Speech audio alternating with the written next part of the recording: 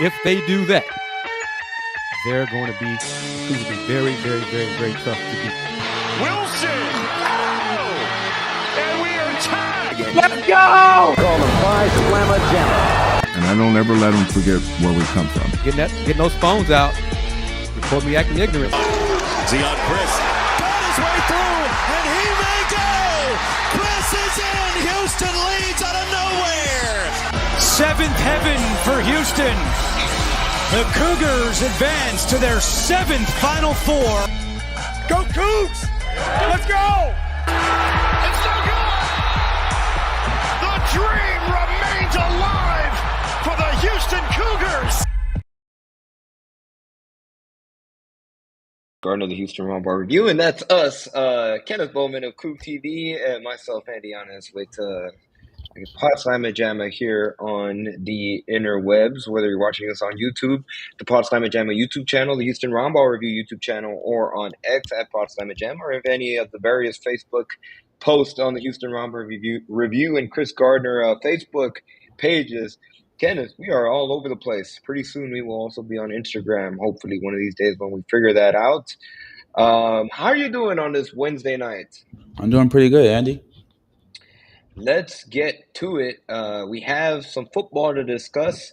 Friday night football this upcoming November 7th between the Houston Cougars entering the matchup 7-2 and the UCF Knights from Orlando, Florida.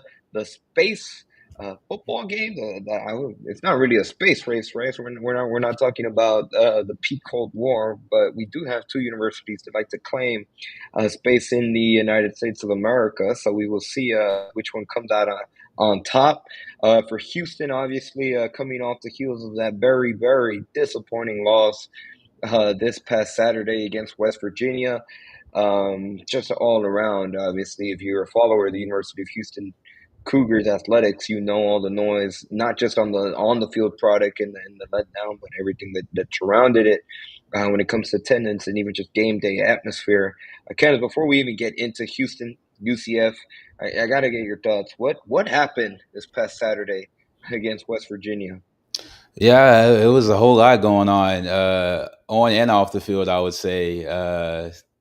We had a whole security issue with fans trying to have some fun.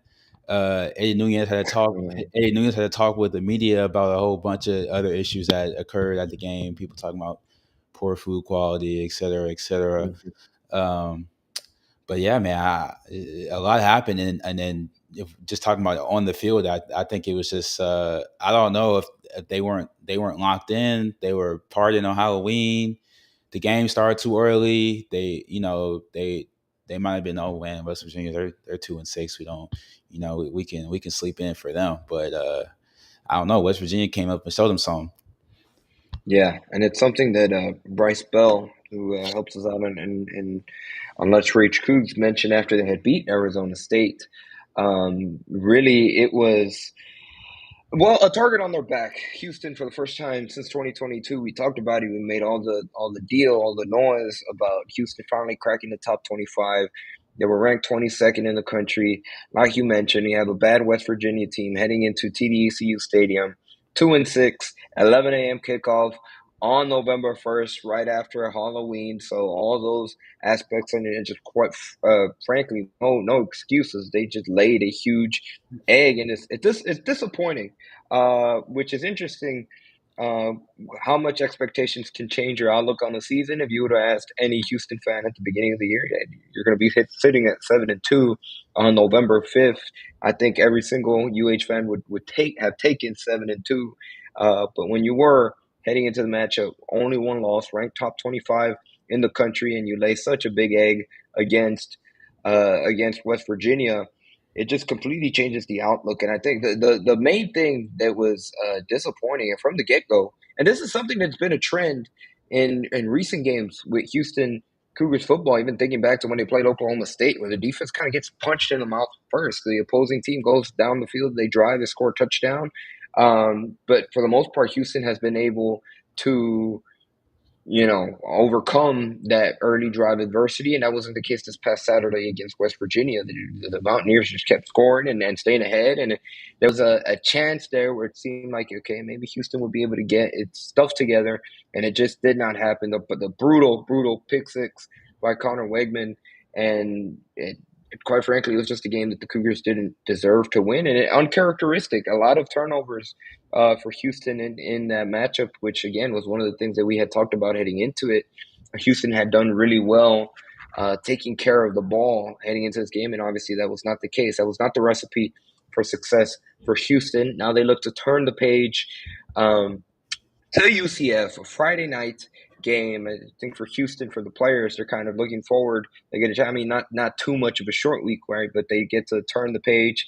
Granted, this game against UCF, it's a 4-4 team heading into the contest, but this is a team that has given University of Houston Cougars football program a lot of headaches in recent memory, and especially in Orlando. That's been a nightmare, a house of horrors for the University of Houston Cougars football team, and it's not going to be gimme, and it's going to be a test to see how Houston responds to getting flat out punched in the face against West Virginia and obviously knocked out in that game, and see if it snowballs or if they can get back to their roots and kind of what they have been all season, which has been getting the train back on the right track. Yeah, this will be another test for Houston to see how they respond to adversity. I feel like they lost a game that they feel like they should have won. I mean, even after the game, they were saying that they felt they were the better team, but West Virginia just ended up coming away with a win. Just going back to the West Virginia game a little bit, I mean, they got walked down those first two drives, and they started off 14-0. And I think going into this week, the defense, we've been saying the offense has to start fast. I think the defense has to start fast too. They have to come out aggressive. They can't get down to early holes, and because offensively, I don't think this team can afford a shootout. And offensively, I think that the team performed well. I think Connor had a decent game aside from the turnovers, but even then, you came into the game with only 4 turnovers, and then you turned the ball over 4 times in that game, and it was still you lost by 10. So I think if you probably only turn over 1 less time or two less times, you probably walk away with a win. Absolutely, and that's the most frustrating part, because despite how poorly and how badly they played, they were driving down the field with a chance to take the lead, and then that pick six was just crucial. It was brutal, kind of the straw that broke the camel's back, whatever cliche you want to use, with that pick six. And it's just more frustrating, and it boiled. I'm surprised at how much negativity came off of Saturday, not just the on the field product. Because ultimately, at the end of the day, these are college athletes, right? They're still college young adults, and sometimes they'll lay an egg. It's human nature, right? You might overlook it, but the disappointing part is, again, this was a top 22 team. This is the first time in several years that they had been ranked like that, finally truly building momentum, and now it kind of takes the air out of the season a little bit. And now they have to make sure that they buckle down and they can't let it snowball like maybe previous Houston Cougars teams have going back a few years, and not letting this snowball, because the last thing you need, go on a 2-game losing streak, and then all of a sudden you're 7-3, and then you have a couple of interstate battles upcoming with TCU and Baylor, and you go from potentially, and we were talking about, this could be a 10-2. We were even talking about, hey, I remember this conversation. We were like, you know what? We're looking at this schedule on paper. They have a really good shot at winning out. You go from the possibility of maybe even going 11-1 to, finishing, hopefully it's not the case, but finishing 7-5 or 8-4 down the stretch, and that would ruin a lot of the momentum that they were able to build, getting up to 7-1. So this is going to be very important. And again, this is a scrappy UCF team that, just in general, anytime Houston and UCF meet, it's tough for Houston, especially playing in Orlando. And I mean, when you look at the Knights and their conference record, they've only won 1 game in Big 12 conference play. That one win came against West Virginia, by the way, and it was a complete blowout for the Yeah, they blew them Mountaineers. out. And obviously, West Virginia just beat the Cougars. So there are no gimmies any given Friday in this case. But it's going to be interesting. We're going to learn, and I feel like we say this a lot. I guess the only time I didn't say it was last week when we were us. I think we could put us in that category too. From the outside, you're like, oh, it's West Virginia. And no, any given day, an upset can happen in college football and quite frankly in any sport. But talking about this game in particular, for Houston, they can't let it snowball. And this is an opponent, again, on paper that Houston, regardless of it being on the road, they should take care of business. But now it's a lot up in the air because the season it's crazy to think about, but it could go in a couple of different directions depending on what the outcome is on Friday. Yeah, they do have to go into Orlando and handle business. I mean, Orlando is not an easy place to play. I mean, UCF has had a lot of success at home. One thing I think the loss to West Virginia, in my opinion, I think it sort of magnified the because obviously the team was coming in there with 7-1, but this wasn't a perfect team. We watched the team all year. We've seen the issues they had. So, and I think losing to West Virginia in the fashion we did, it sort of magnified the issues that we sort of noticed with this team all year, but maybe just were glossed over because the team was winning. And I think that's just, common with all, organized sports teams. When you're winning, there's, what can you say? We won at the end of the day. Yeah, and the old saying goes, right? Don't ignore in victory what you wouldn't ignore in defeat. And they were. I mean, it's against West Virginia. There were a lot of things that made glaring in the loss. Now, turning the page, focusing on UCF specifically, like I mentioned, they're only have one win under their belt when it comes to conference play. Their overall Big 12 record heading into this matchup is not good. They've lost to the likes of Kansas State, to Kansas, to Cincinnati, and to Baylor. They absolutely got creamed by Baylor. They got destroyed 30-3 in their previous outing. So again, UCF kind of seems to be a program heading in the opposite direction, especially considering that they started 3-0 to start the season. They played against Jacksonville State and NC-A&T, and then UNC as well. That we saw that those three are not necessarily powerhouses by any stretch. They've had very, very difficult, brutal seasons in their own right. So, again, this is a game that Houston should take care of. But ultimately, Kenneth, and I'll ask you what kind of the reaction from the UH program has been leading up to this game. But I think this is all on Houston. They have to clean up. They definitely have to clean up the turnovers. That was just such a huge issue against West Virginia. Quite frankly, and you can. I'm curious to get your thoughts on this. I don't think that this Houston team is good enough, nor is it built to play from behind. Now, I know they've had that win against Oregon State, but they're at their best when they control the game, when they're up ahead and they can kind of impose their will. And again, on the road at UCF, that's going to be crucial. If they fall early, you give a UCF team momentum in a crazy atmosphere that Orlando could be, that's not going to bode well for Houston, in my opinion. And again, then you don't want the season to go in the opposite direction after you started off so good, at least 8 games in, and you had that one outlier a week ago. Yeah, I don't think the team. I mean, I don't think they should look to start from behind because I don't think they have the talent. Like I said, I don't think they have the talent to get into a shootout or even come back. We've seen the comeback against Oregon State, but I think UCF is probably a tier or two talent level above in Oregon State. But yeah, they have to just be on their roles, do what they have to do offensively against UCF. Don't get behind. Defensively, you got to stop the run game. They got destroyed in the run game last week. So I think that and that's going to be something they have to adjust to because, UCF, they got some good running backs over there. Absolutely. And real quickly, looking at the initial injury report for Houston UCF, we're about 3 minutes away from getting the updated one. So it'll be curious to see how it looks here once it officially gets released. But obviously, the big name for Houston is Carlos Allen Jr., who's listed as questionable for the Cougars. Yeah, that's going to be big. I mean, in my opinion, Carlos Allen is the run defense. You see the difference when he has to get off the field for a breather, and how they hold up against the run with him off the field.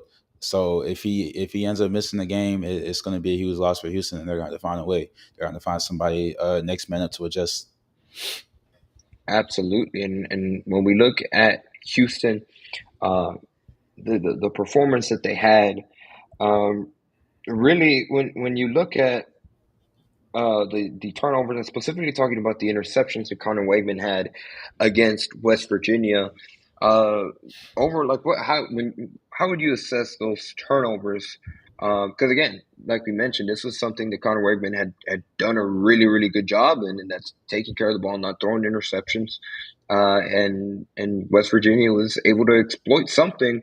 What do you think? What do you attribute those INTs from? Was it scheme, or what say you?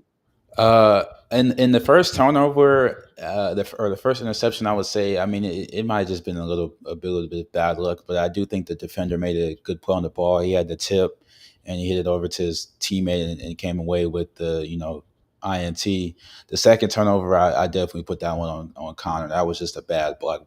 I mean, we were watching it up in the press box. He kind of just floated it a little bit. I don't think he put enough power on the ball, and it was just free takeaway for the defender. But I mean, there's also some rumblings of Connor. He was having some trouble gripping. I don't know if that's, but that's what they were saying. He was given a towel to test his grip, and it didn't look, too great. And I also was told he was handed the tablet and he held it in his left hand instead of his right. He also wasn't available to the media following the West Virginia game, and which they didn't say it was due to injury. They said it was due to something else. And but they asked Coach Fritz about it, and he said he was fine. So I guess we'll see. I didn't see anything. I didn't see anything crazy at practice regarding his hand, but we'll see going into the game. Well, we shall see. And what about flipping on the other side of the ball? What did you see really from the defense, and how West Virginia was able to put up 45 points on this UH defense that literally a week ago we were talking about how phenomenal they played up against Arizona State, holding them scoreless for 3+ quarters of the game. And now you let they were the worst team in the Big 12 Conference heading into the matchup, put up 45 on you. Granted, obviously the pick six, so technically 37, but still. Yeah, the pick six, but I mean, I would say that the offense kind of didn't do the defense much favors. Turnovers, they were very bad at just handling the ball. They had a lot of fumbles, so they gave West Virginia the ball in a couple of good spots. But I don't think the run defense played well at all. They were just getting ran over, and even like that 4th and 3 they gave up, and Scotty Fox took it for 34 yards for a touchdown. And that's just kind of unacceptable, just on what the expectation is for Houston defense. And also, I don't think the secondary had the greatest of days either. They were getting gashed through the air. Scotty Fox was dropping bombs on them.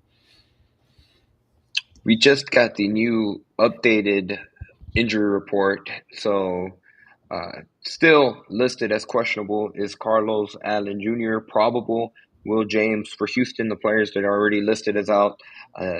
Marquis Shoulders, Christian Brathwaite, Jay-Sean Ridgel, Kenzie West, Trevor Frederick, and Quandario Lee, along with Devin Williams, who's been out obviously a significant portion of the season. For UCF, on the other hand, tight end Thomas Wadsworth is doubtful, and receiver Marcus Burke is questionable. They have a handful of players that are listed out as well. So that's the updated injury report for Houston UCF. Kenneth, anyone stands out from the Houston perspective on that list? Obviously, besides Carlos Allen, who we just talked about.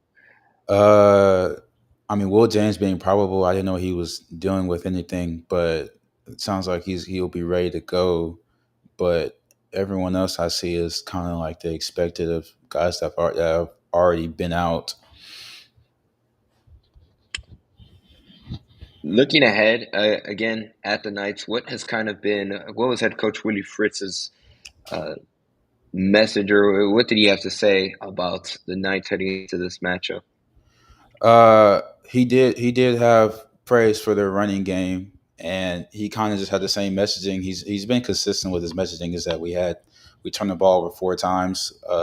We were -4 in the turnover margin, and he said it's hard to win games like that. He said Vince Lombardi's Green Bay Packers is hard. It would be hard for that team to win a game when you're -4 in the turnover margin. So he stands by his principles. Win the turnover margin, and you have a good chance of winning the game. And unfortunately, Houston did not, and they ended up losing. Yeah, looking at those rushing numbers for UCF, their leading back is Miles Montgomery, who leads them in rushing with 572 yards on the season, scored 3 touchdowns. The running back Jaden Nixon leads them in rushing touchdowns this season. He's also put together a relatively good year with 423 rushing yards. He scored 6 total touchdowns.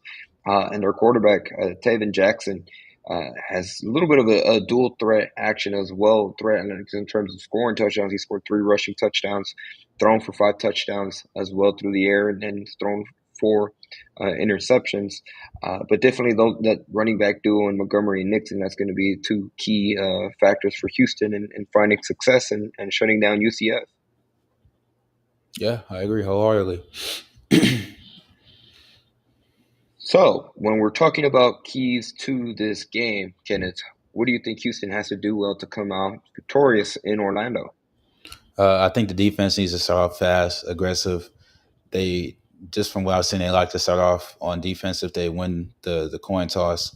So with that, if you start off on defense, you start off with a stop, hold them to 3, whatever, but keep your opponent out the end zone, and just get the ball back for your offense and allow them to have a good day. And then offensively, they have to start off fast. They have to just get into their scheme. Run game, got to get the running game going. Got to create a tempo. Got to hold the ball. Got to choose a clock, and just play Coach Fritz's way, and his go by his keys to success. And I think they'll come out with a win. It's going to be interesting. The Houston, for talking about the offense specifically, the offensive line play, which again we've mentioned a lot this season, but UCF, Malachi Lawrence, the edge for them, he's accumulated 6 sacks for the Knights. He definitely has a chance to be a disruptor in the game on Friday if Houston's not able to hold him in check, and that could obviously create nightmares not only for the line, but for the offense as a whole. And for Connor Wegman, the last thing you want from him is to be on the floor a lot on Friday. Yeah, I agree. I mean, you got to keep Connor protected.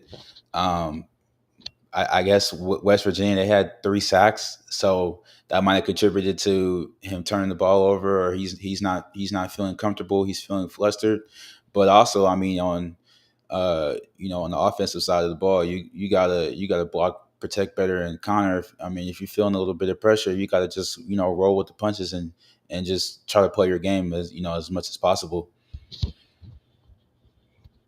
Absolutely, and well, we shall see. Once again, Friday's game between Houston and UCF is going to be a 7 p.m. kickoff. Let me double check that. 7 p.m. I believe it is 7. 7 p.m. kickoff. Let me make sure it's not Central Time. 7 p.m. FS1 for Houston. So it's going to be the lone Big 12 game on Friday night. So Houston will get a chance to atone for their last game against West Virginia. And again, it's a big battle. It's a tough test, even though UCF, again, on paper, they're kind of heading in the opposite direction. But we said the same thing about West Virginia a week ago. And it just historically has been a team that has given Houston problems every time they've met in recent years. So it's gonna be a tough challenge, and it's gonna be big for Houston if they are able to come out with the victory on top in the outing. Any final thoughts on this matchup when it comes to Houston UCF, Kenneth? Before I want to pick your brain a little bit about some basketball before we call it a day. Oh yeah, definitely. But I mean, three games left for the year. finish off strong. I mean, at the end of the day, you lost versus West Virginia. The game is over. The result is the result. You kind of just have to live with it and move on. And that's kind of what the team likes to stress every week. In terms of the team, where they stand at 7-2, if the Houston Cougars are sitting at 7-2, we're going to go 8-2. That's not bad at all from what we've seen out of the team the past years or so. Mm-hmm. So this team is obviously still building. I mean, you can kind of say they overachieved a bit, and it was a disappointing loss to lose to West Virginia. I think the team should be sitting at 8-1 right now, but what happened is what happened. And then the Big 12 championship is still. I mean, I would say it's maybe a long shot, but it's still a possibility if you get some help and the people up top lose. But right now, from where the team's bowl eligibility, they're 7-2. I would expect them to be 8-2 by the end of the week. And it's overall. I mean, you kind of achieved what you were supposed to this year, and now it's just about getting more. Obviously, you still want to go out there and get the best result possible, but the season is already a success, in my opinion. Yeah, and going back to what I said earlier, it comes down to expectations, right? If you would have, like you said, beginning of the year, they're sitting at 7-2, a chance to go 8-2 against a 500 UCF team. You'll take it 9 times. Actually, no, not 9 times. You'll take that 10 times out of 10 at the beginning of the season. But now what they've shown on the field, the product, change of expectations for this Houston Cougars program, and obviously they're going to be looking to bounce back and come away with the victory against the Knights. Speaking about expectations, one team that has very, very high expectations on the campus of the University of Houston as well is the men's basketball team, who opened their season this past Monday night against Lehigh successfully, I might add. They came away with a 75-57 victory over Lehigh in their first game of the season.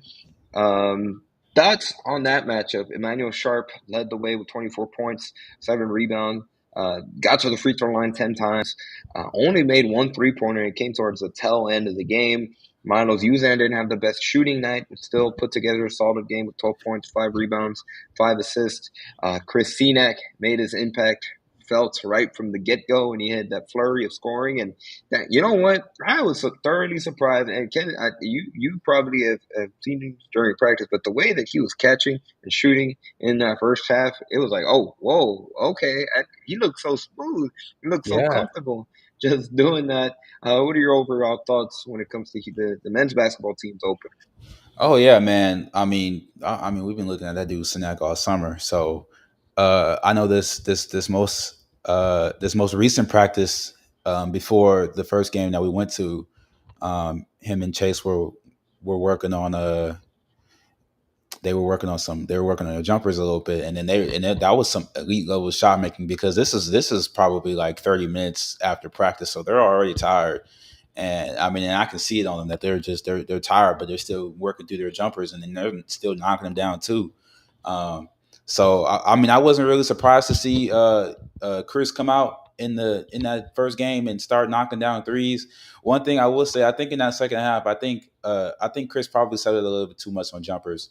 But he is a shooting big, so you kind of have to deal with it, because I think he's an elite level shot maker. But I would have liked to see him go down low and be a big man more in that second half. But I don't really have any real complaints about his game. And Giovanni, in the comments, you were right. Kelvin Sampson was here. He'd probably I think it's Senack. I think it's Senack. Yeah. Kelvin does say Senack though, but on the official pronunciation on the athletics website is Senack. It's written out as That's how they said it on the broadcast. Yeah. Yeah, it's Senack. It's Senack.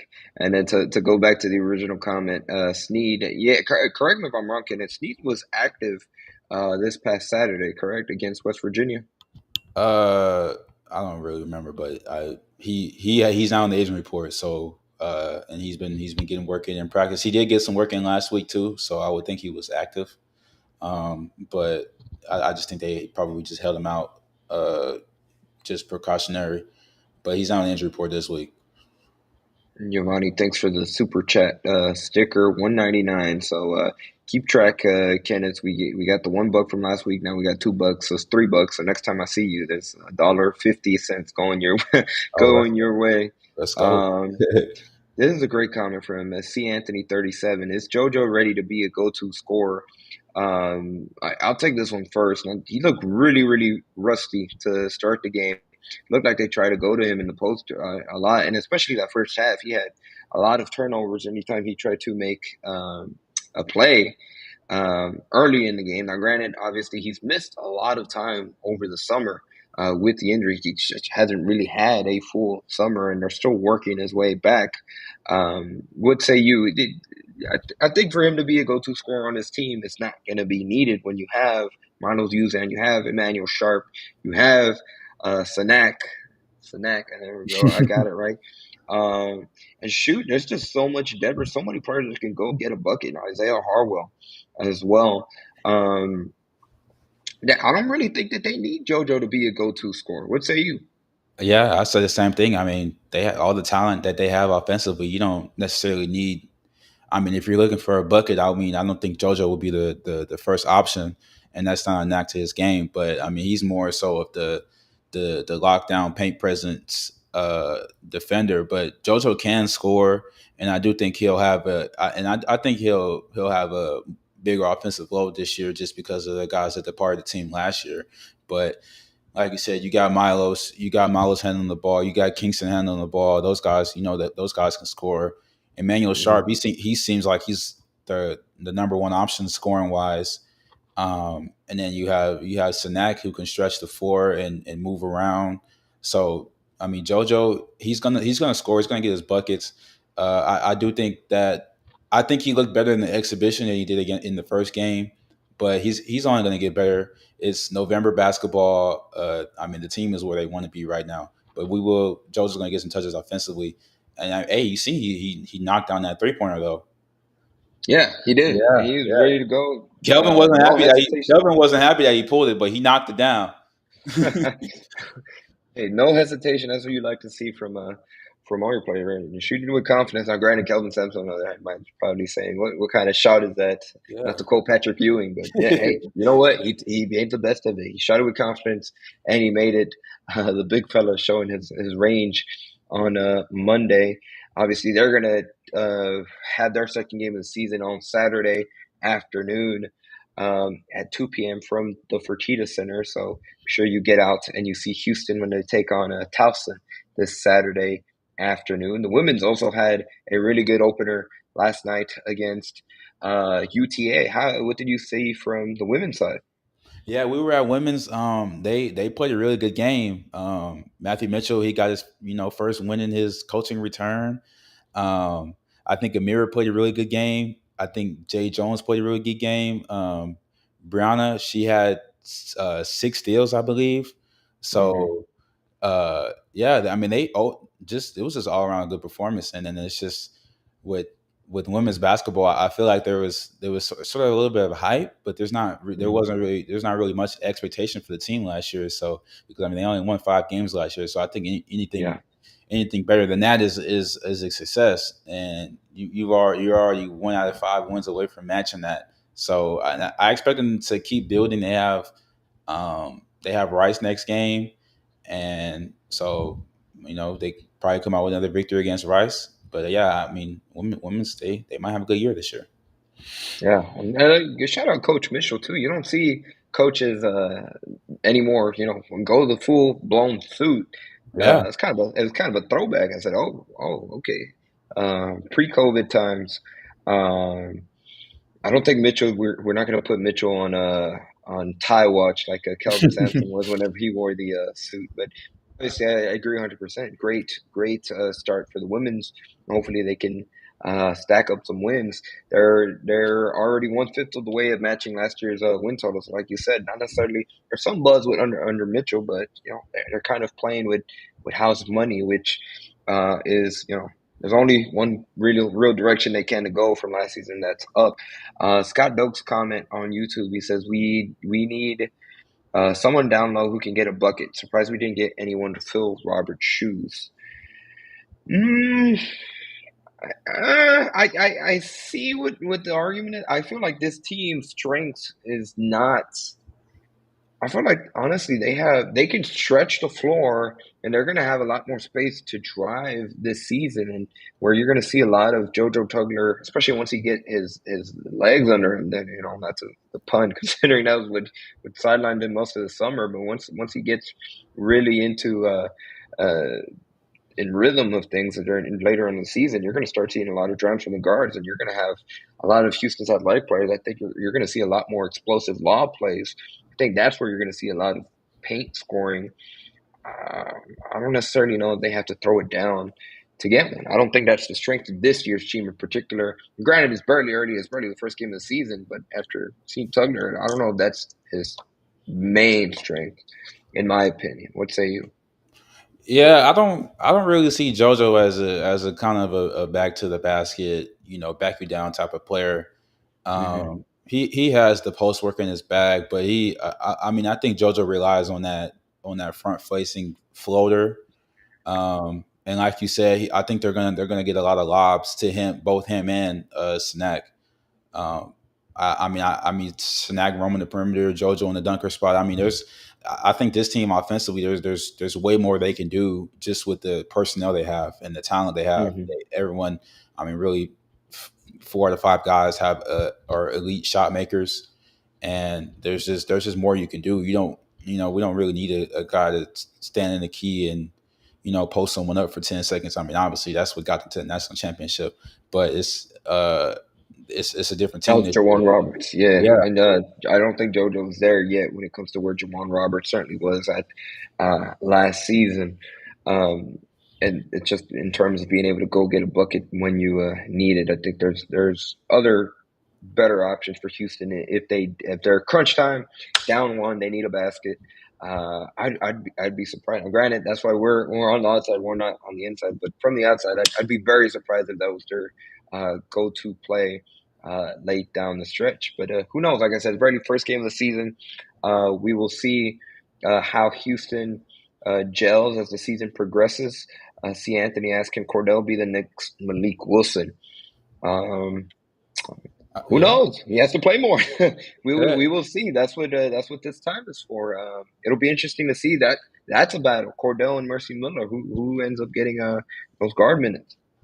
Yeah, I mean, honestly, I was a little surprised that Cordell got the nod over Mercy to start the game.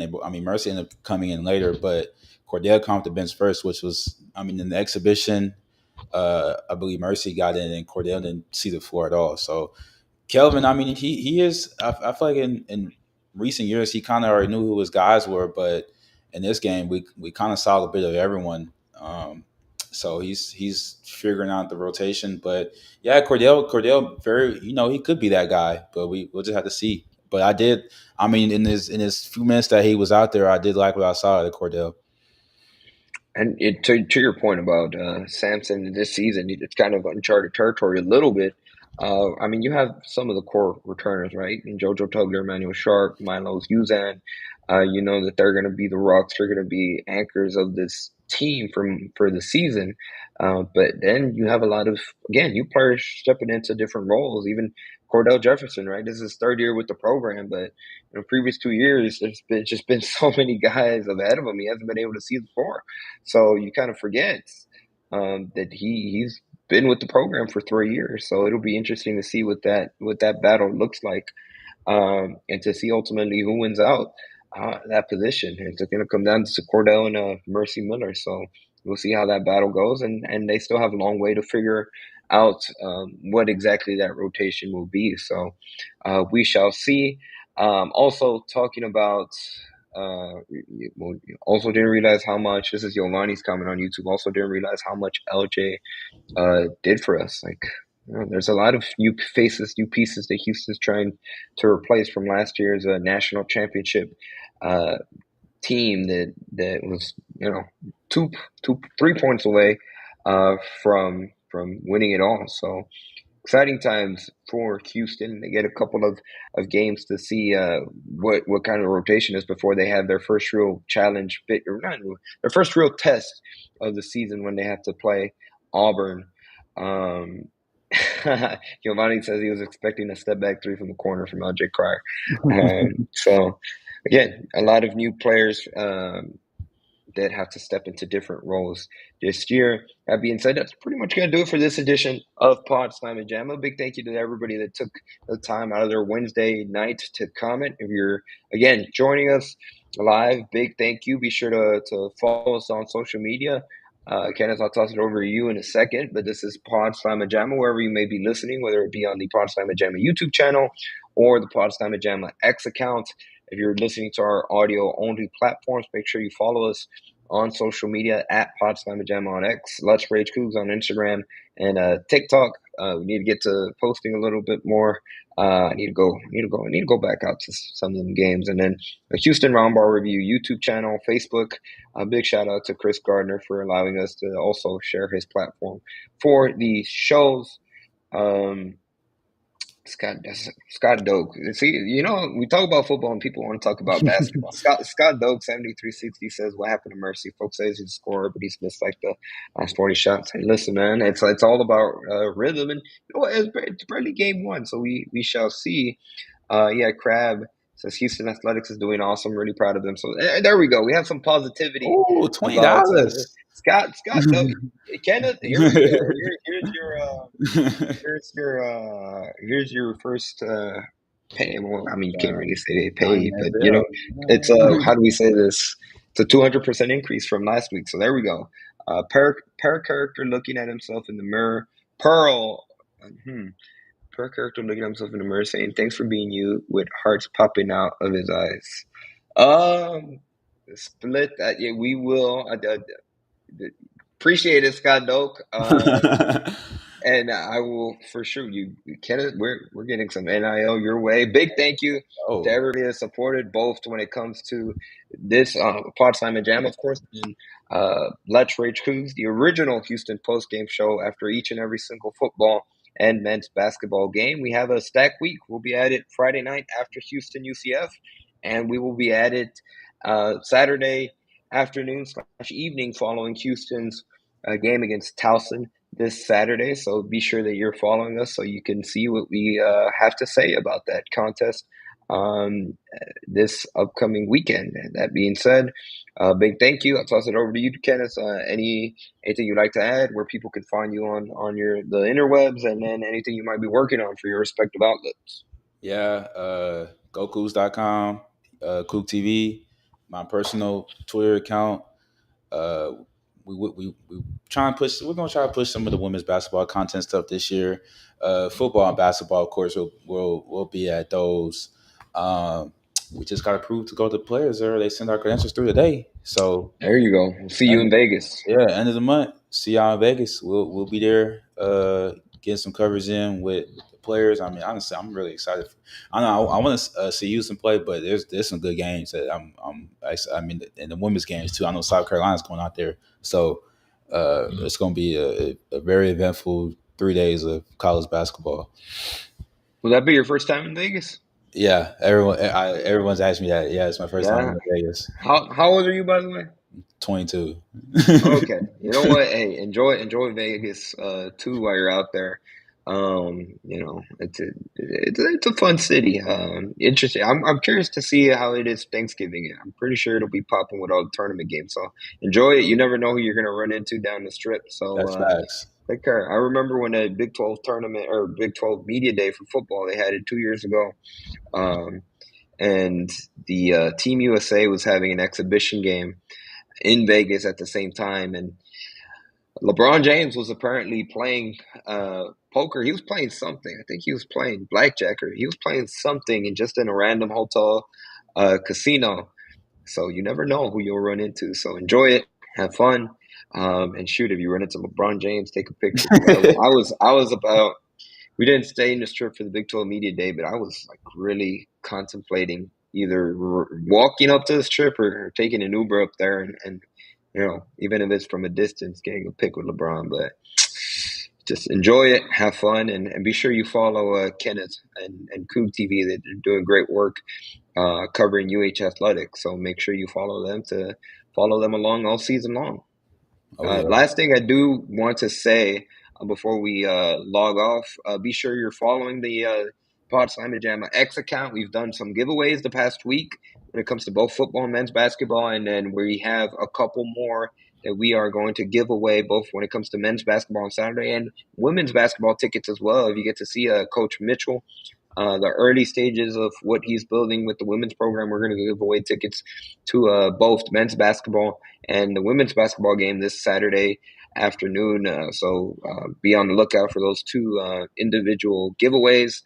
Big shout out to Star Pizza, Mike and Jennifer Pittman for providing those tickets and giving them away. So if you're interested in going to the game on Saturday, you don't have tickets yet, follow along because you will have a chance to win some starting tomorrow and enjoy the weekend with the University of Houston Cougars. Once again, Houston and UCF football kick things off 7 p.m. Central Time, Friday, FS1 from Orlando. A big week for the Cougs, and that being said, we can't end the show without saying, go Cougs. Go Cougs.